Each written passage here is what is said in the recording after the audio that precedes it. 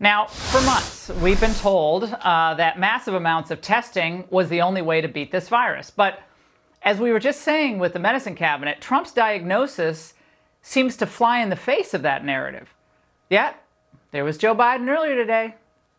We need regular testing with results turned around rapidly. Those who test positive need to participate in contact tracing so that everyone who they may have exposed can get tested themselves.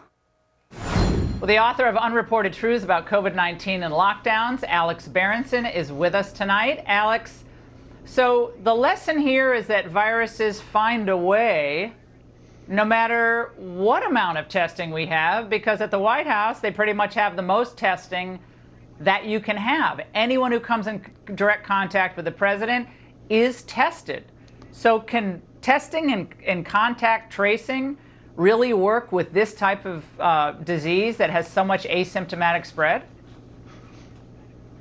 Well, it's a very interesting point you raised, Laura, because actually Japan, for example, and Taiwan, these East Asian countries have done almost no testing, and they've had less viral spread and fewer deaths from the virus than almost anywhere else in the world. And people are sort of arguing about why that might be, but it almost sometimes seems like if you don't test for the virus, you don't find the virus and you don't find the consequences from the virus.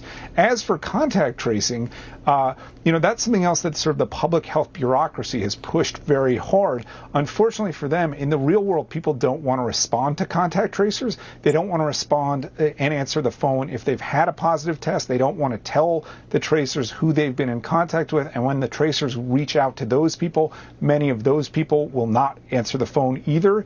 And so contact tracing doesn't actually seem to work very well in the real world, and certainly doesn't work very well when a virus is quite widespread.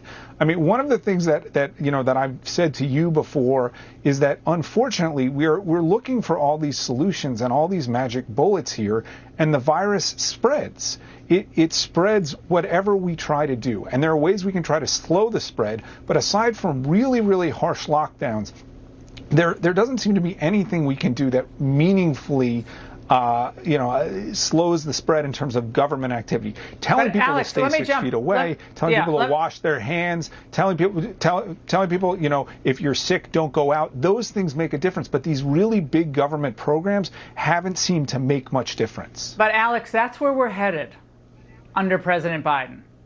All of his top advisors are pushing a national lockdown. They are. That is, when you press them on a national strategy, they say all the things that Trump's already done, and then they say mask mandate masks forever. We'll never take masks off, and then they say where necessary, whatever they call it, isolation lockdown.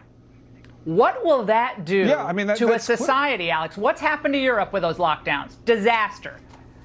Well, absolutely. Lockdowns certainly crushed the economy. Even in the U.S., you can see the difference between states that have had harsh lockdowns and have not. Another thing the public health experts like to say is, the economy can't recover if people are scared of the virus. It turns out that's actually not true at all. Across the Sun Belt, the economies this summer recovered strongly, despite the fact that there was a lot of virus and a lot of panic porn from the rest of the media trying to scare people.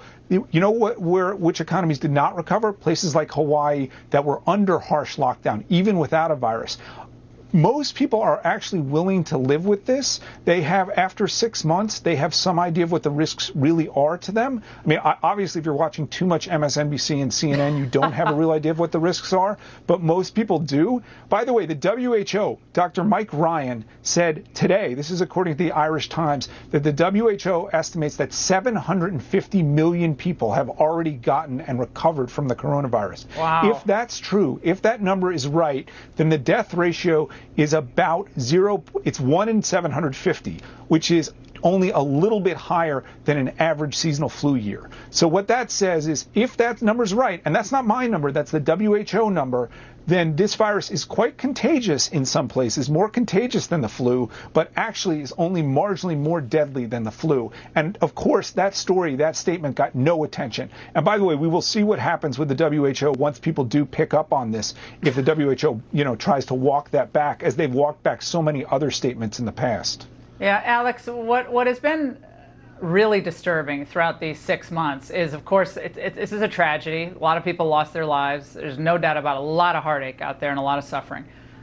But the level of misinformation and accusation being leveled at you, forget me, but I always get it. I'm not used to it now. It just bounces off me. But people who are just trying to put out the data, like Stephen Smith has treated 230, 40 COVID patients. I mean, do you think he might know a little bit more than, sorry, Dr. Fauci, who has never treated a COVID patient? And he declares X, Y, and Z as if he's treated hundreds of them. Laura, I've been shocked by how willing people are to call me a liar. You know, people with big audiences. You know, yeah. I quote reputable scientific journals. I quote government data. You may disagree with me, and you may say, you know what, even at the levels of, you know, sickness and death that we're talking about, we need to lock down. We need to prevent anybody from ever getting this illness. I don't agree with that. I think that you know, that will have so many, as you know, as your medical panel says, that will have so many follow-on effects, so much negative consequences that you know, that if we just focus on one variable, we are ignoring the cost to our society. But don't call me a liar. Okay, I quote the data to the best of my ability. I read a ton about this. I talk to a ton of people about this. And if I make mistakes, they're inadvertent. I've been shocked by the, you know, by how willing people on the left are to just dismiss out of hand arguments they don't like. Well, Alex, it's almost like they're using the pandemic as a weapon, a political weapon, instead of this is a tragedy. How can we manage it? What's the data? And how can we minimize the risk without destroying? We can't destroy the country because of a virus. We just can't do that. I mean, we just can't do that. And destroy children's lives. Yeah. I mean, that's the worst part of this, is what we have done to children.